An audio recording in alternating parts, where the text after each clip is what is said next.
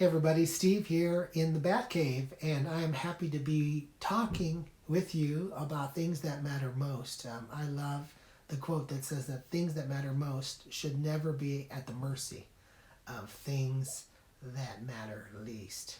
And so we're going to pause right now to reflect on some important things as we enter the final stretch of the year 2020. Wow, what a year this has been, right? Who could have thunk it? I was just texting a friend and we're talking about getting together, and I noted that the last time we got together was on March 5th of 2020. Wow, how little we knew about what was just around the corner, as in the coming days things would start to shut down, and some of the things that matter most to me, like Major League Baseball, which wasn't even out of the gates yet, and March Madness, and so the NBA, and so many different things that are, near and dear too, like soon schools would be shutting down and church would shut down and businesses would shutter, and the rest is our history, and we don't know how it all ends or pans out. And so here we are, entering the final stretch of 2020, going into the fall.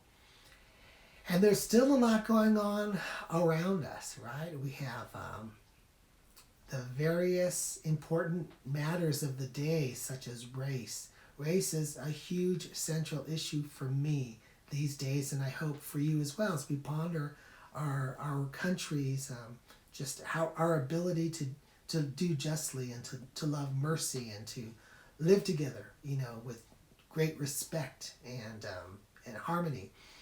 And, we have a presidential election, which is huge.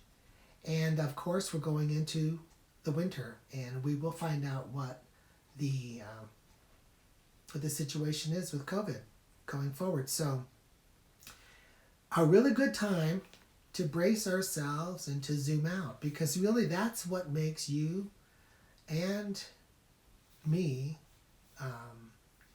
human, is our ability to pause and reflect, our ability to look at where we've come from and to learn from, recent and past history, assess where we are and consider where we're going. And, Stephen Covey used to talk about these circles of concern and circles of influence. And I don't know if he added this, but I added the circle of kind of control, if you will. Our circles of concern have to do with things globally and nationally and perhaps far away and in high places that really do matter to us, such as economic policy and social policy and law and just current events. But frequently we don't have much influence there. So we take stock of what is in our circle of influence, and that has much to do with where you are right now and where you live and with whom you live and where you work and with whom you work and who you serve, who you know, and what you do. So I'm making a video right now, and this is my circle of influence. Like I'm not sure that it's going to be something that goes viral, but I have the ability to press record and then press publish and engage some few people, and to give you encouragement, hope, and perhaps just a word of wisdom and insight. And so our circle of influence is super important as we operate on that most inner circle, and I'll call that circle of control. I'm not sure that control is the best word. Our circle of initiative, our circle of action, where when you and I do take the steps we can do, we might be able to affect someone's life, give somebody hope, give somebody support, give somebody a listening ear, right? A shoulder to lean on. We might even have more influence than that when we use our influence well. Some of you sit in places of great influence as you hire people, and as you lead a business, or as you run a classroom. You have a voice, and you will influence an audience. And so how will you do that? How will I do that?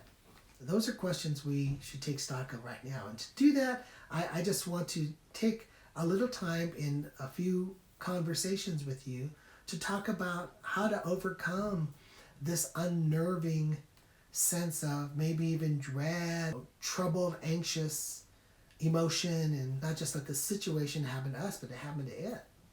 And to be someone who is a person of consequence in the lives of others and in our world. And that starts with that little dot of the circle of control, a circle of agency and action. And so I'd like to talk with you about that. Ask you to think about where you are and what you might do. So we'll do that in our very next conversation. I'm Steve Garcia of Get Your Business Done, Life and Leadership Coaching, and I look forward to chatting with you further. Take care now.